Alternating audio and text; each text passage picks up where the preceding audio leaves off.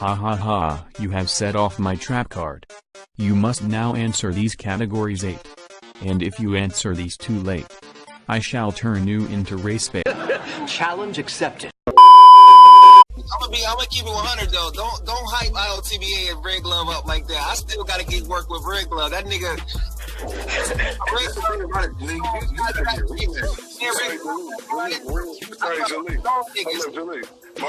My boy Red Glove will ice you, boy.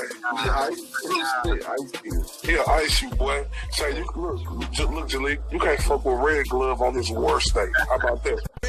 I ain't really changed, it's the same old rebel, still a radical. I'm passionate, it's just another level. AC told me I should fight back. They don't like that. Just know if you rock the boat, you better have a life raft. BJ told me I should fight back. They don't like that. Just know if you rock the boat, you better have a life raft. What up, everybody in the YTBC? A big shout out to the UGC and hashtag Come Back to Boxing. When you get a chance, go to the description box of this video. The links to all my brothers in both those communities are listed there. Please give them a listen. And if you feel compelled to do so, please subscribe. Okay, so this video is a challenge that was issued to me late last week. I went into the live stream of Official Boxing Scorecard. I'll put the link in the description as well to his video. And when I went into the live stream, it was almost over. And basically, I arrived just in time for Official Scorecard to issue me the challenge. So, to be honest, I didn't even know what the challenge was at the time, because I had just missed everything when I came into the live stream. But he was gracious enough to tell me in the comment section of my last video about Adrian Broner. Probably won't be the last video before this one, because I'm recording a bunch of different videos and I don't know what order I'm uploading them in yet. But so I'm gonna go ahead and get this challenge out of the way. And just so y'all know, at the end of this video, I will be issuing the challenge to 3 different people, and I'm going to diversify as best as I can. All right, so let's go ahead and go over this challenge. It is basically 8 categories. I have them on the screen right now. I've had them on the screen the whole time, more than likely at this point in time. And let's go ahead and get started. So, most overrated boxer ever. The boxer I'm going to choose for this category is Floyd Mayweather Jr. Now, before I go into my reasons, I do want to go ahead and say, I do acknowledge that Floyd Mayweather has accomplished a lot. And I do acknowledge that there are a lot of people who do underrate him as well. But I just think that in the era of social media, I've seen, and this is just my experience, I've experienced a lot more overrating than underrating. Okay. And by the way, if you disagree with any of my category, any of my picks for these categories, feel free to leave a comment. I'm always open to discussion. You can tell me who yours is, So anyways, the reasons why I say he's overrated, part of it has to do with social media, or the current landscape of just society. Social media is a very big thing. It can be in your face all the time. Even with me keeping my Facebook, Twitter, I have an Instagram that I've never posted on. Not to my knowledge. In fact, the only reason why I made that Instagram was because Jay Cotto, he was selling shirts, and I had intended on buying one, and the only place that you were able to get a hold of them to make the arrangements was on Instagram. If it wasn't for that, I would have never made an Instagram. So that just tells you the kind of social media consumer I am. Very minimal. I do have all these things. I try to be more active on Twitter. It's hard for me just because I'm just not into it like that, but I do try to check on it at least once a week. and I'm just telling you these things just so you know, I try my best. I'm not a social media glutton, I guess is the best way I could put it.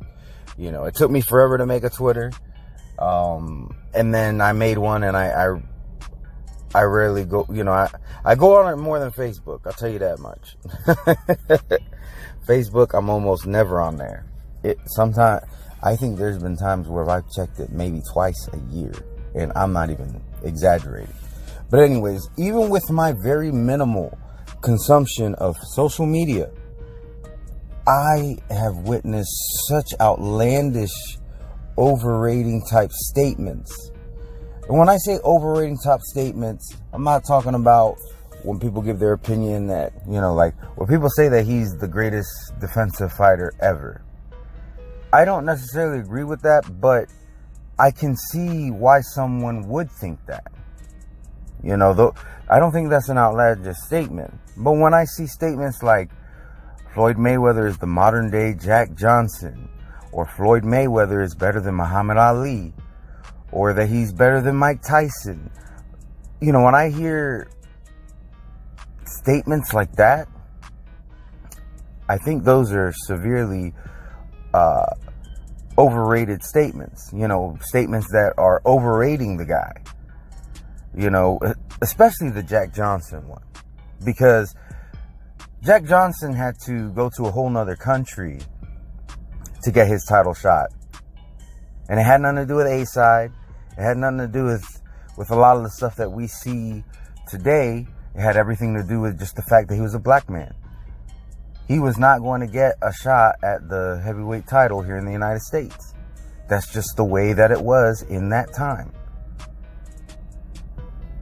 The current landscape of politics is nowhere near what it was when Jack Johnson was boxing. It just isn't. So Floyd Mayweather, I don't see being the modern day Jack Johnson. You know, Jack Johnson, I haven't looked into this, but I could pretty much guarantee Jack Johnson was severely underpaid, especially when compared to his Caucasian counterparts. Whereas Floyd Mayweather, when he was active, at one time was the highest paid athlete in the whole world. So, can't tell me that he's the modern day Jack Johnson. He didn't have to put up with a lot of the opposition that Jack Johnson had to out of the ring and still be able to perform and do what he does in the ring. So, and like I said, he's not greater than Muhammad Ali. I'm sorry. I cannot agree with that. You know, I don't even think he's better than Mike Tyson. And I don't think Mike Tyson is anywhere near the greatest boxer ever. But anyways, those are just some of the reasons why I picked Floyd Mayweather. I'll be honest, there probably are other boxers who are more overrated, but this is the one that I can identify as the most overrated just from my experience. Most underrated boxer ever.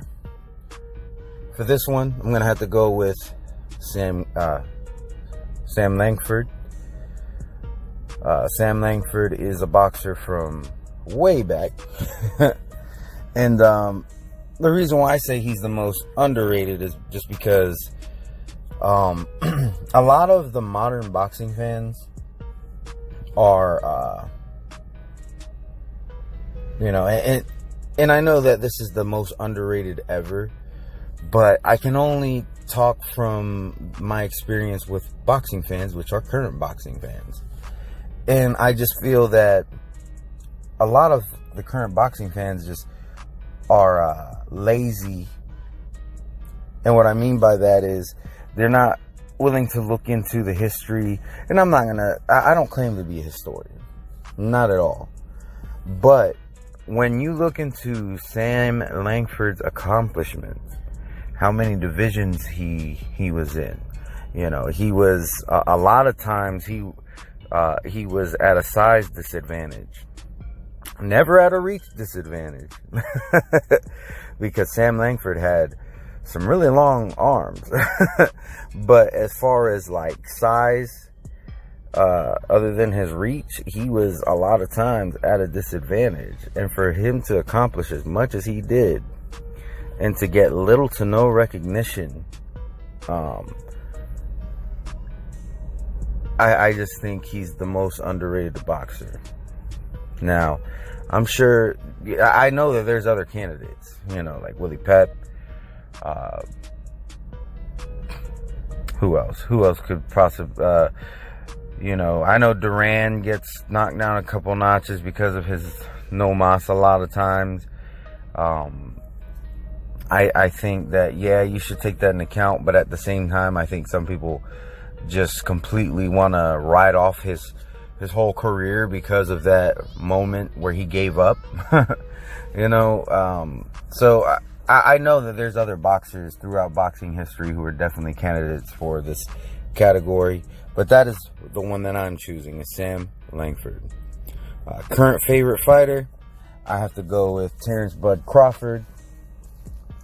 The reason why I like Terrence Bud Crawford is because as a fighter, he doesn't talk a whole lot out of the ring. He doesn't really try to boost himself from what I can see. He tends to stay out of trouble, and then when he gets in the ring, it's business. And a lot of times, you don't even find out that he has animosity toward an opponent of his until after the fight. I believe the opponent was Gene Paul, I think was his name. And I'll never forget, in the post-fight interview, they were asking Terrence Bud Crawford, I noticed you were trash talking to him during the match. You know, was there any kind of animosity? And he said, yeah, there was. And he started talking about a lot of things that people didn't know about in regards to some things that Gene Paul had said to him.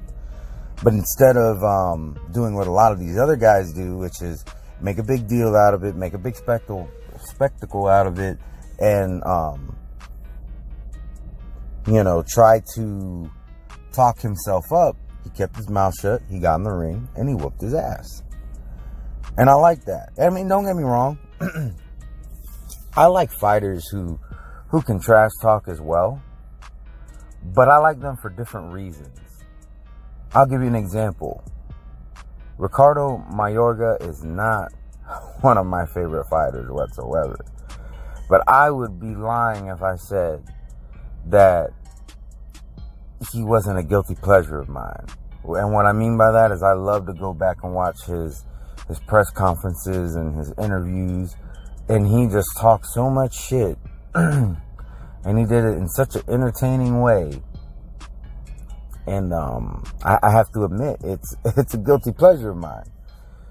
But he's by no means one of my favorite fighters. So, but Terrence Bud Crawford is, and he's completely on the other end of the spectrum. Excuse me. So, Terrence Bud Crawford is my current favorite boxer. Biggest disappointment, Julio Cesar Chavez Jr. He is my biggest disappointment. Early in his career, I was a big fan. And when he lost, I was disappointed in him, but not to the point where I'm like, he's a disappointment. I just thought he had the ability to deliver, and you know, it was either just not his night or whatever, but he lost to Sergio Martinez. It's not the fact that he lost.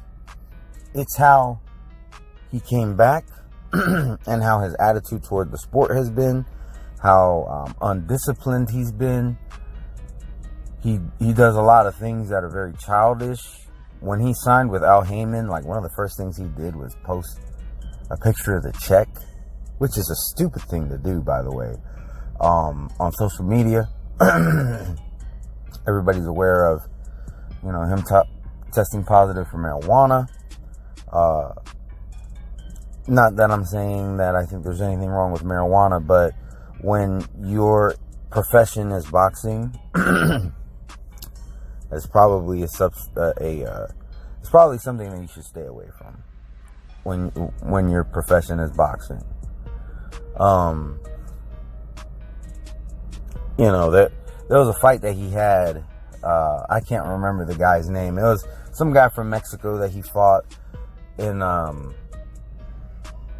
first off, Chavez Jr. looked way too big in that fight. And that's not even what the point I'm getting at. But I remember him looking huge compared to his opponent.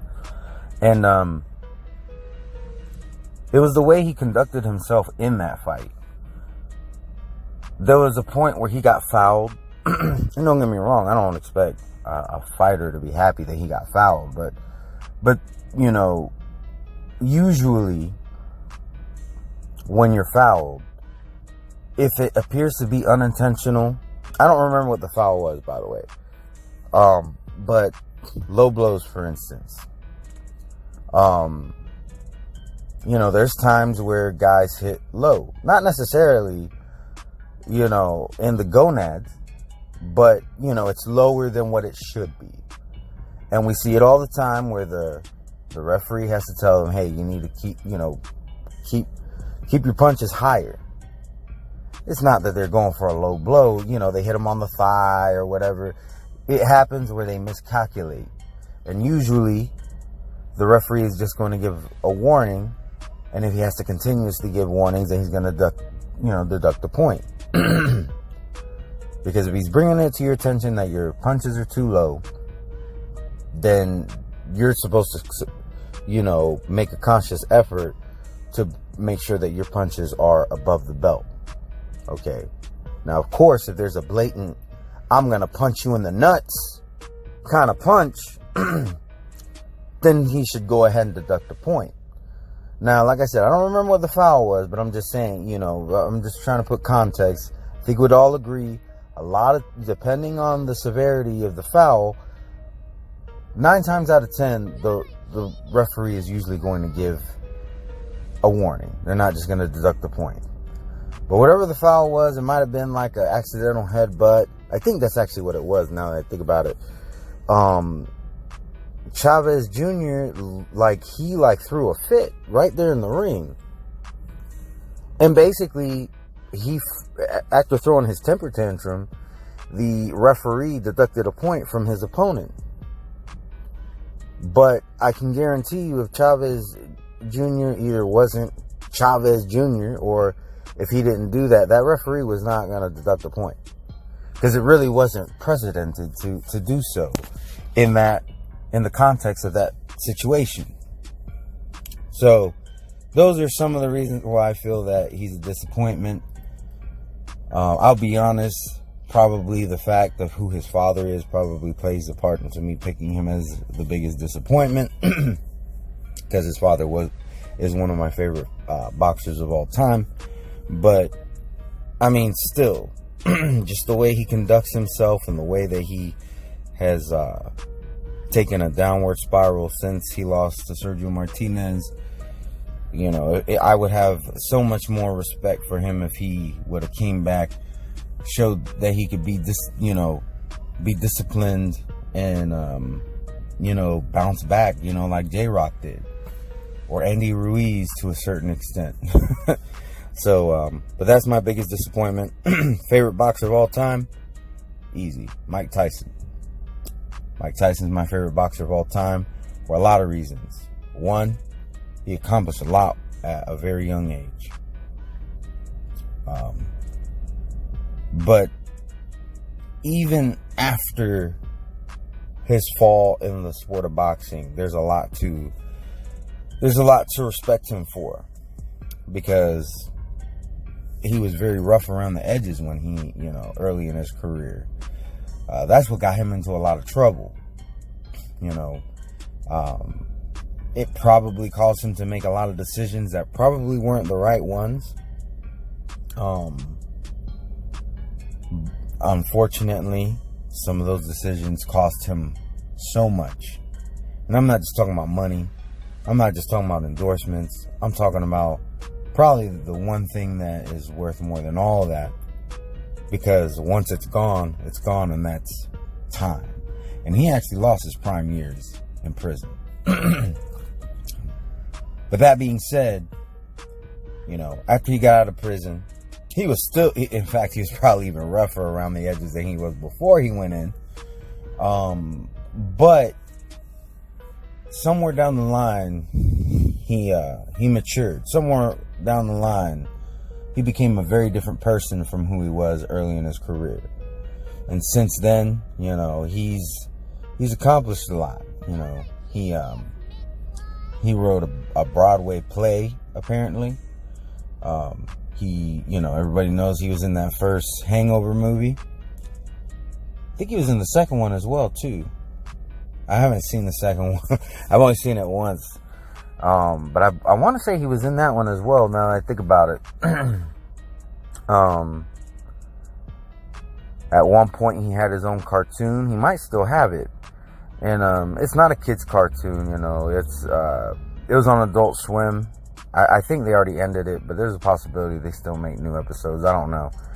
But he had his own cartoon on Adult Swim. So, it's an adult cartoon, very similar to like Family Guy, The Simpsons, not a cartoon for children.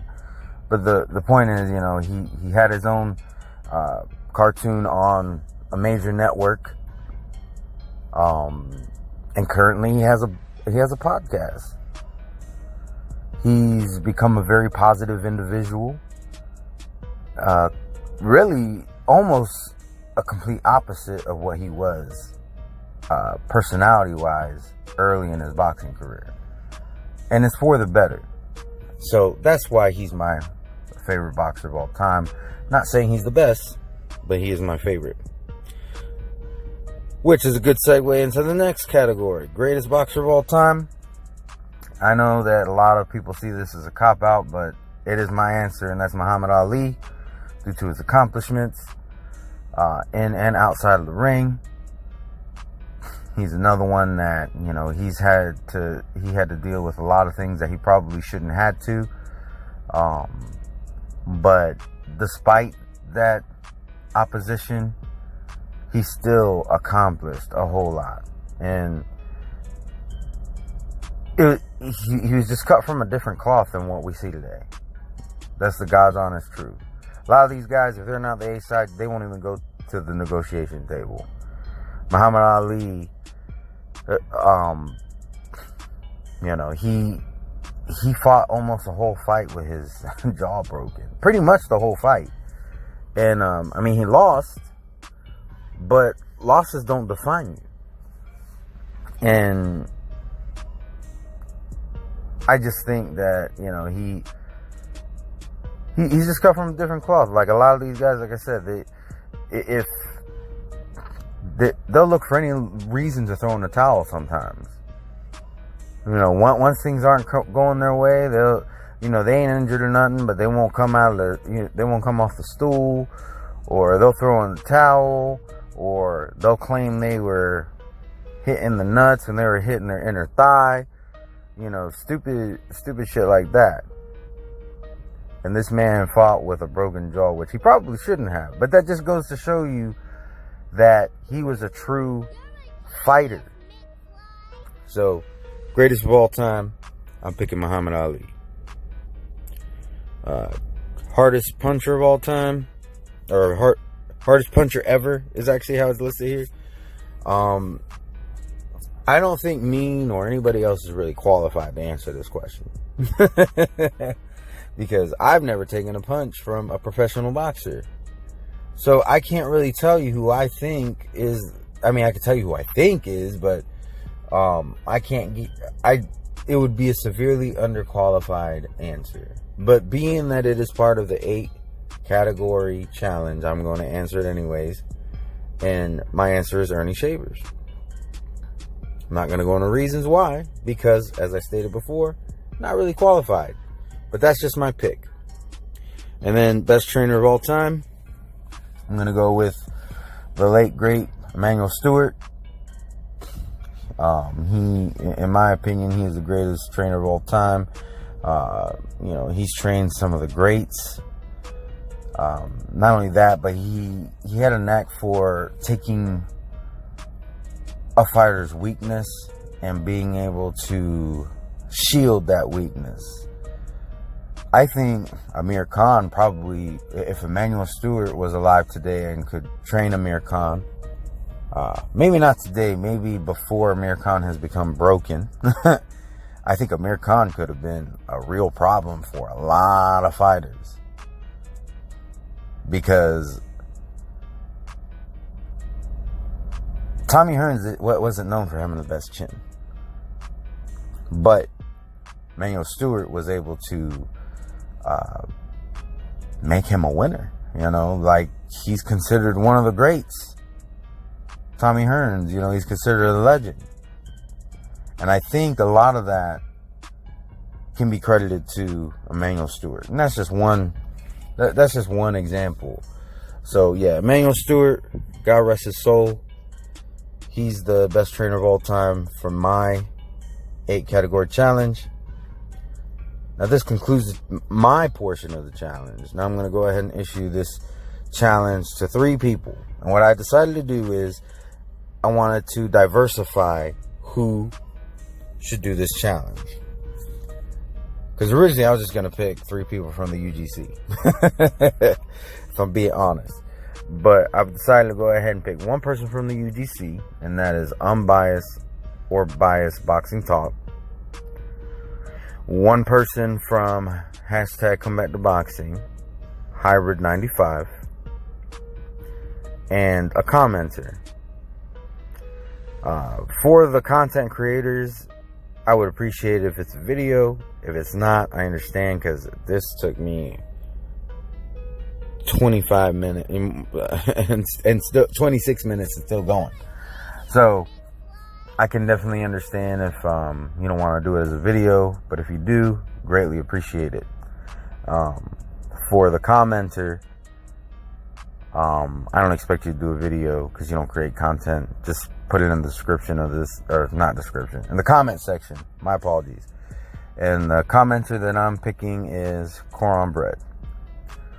So, gentlemen, you've been issued the challenge. Should you accept, I shall look forward to seeing your categories. Anyways, to all my subscribers, anybody watching my videos, or if you just so happen to stumble upon this video, y'all have a wonderful and blessed day. Peace.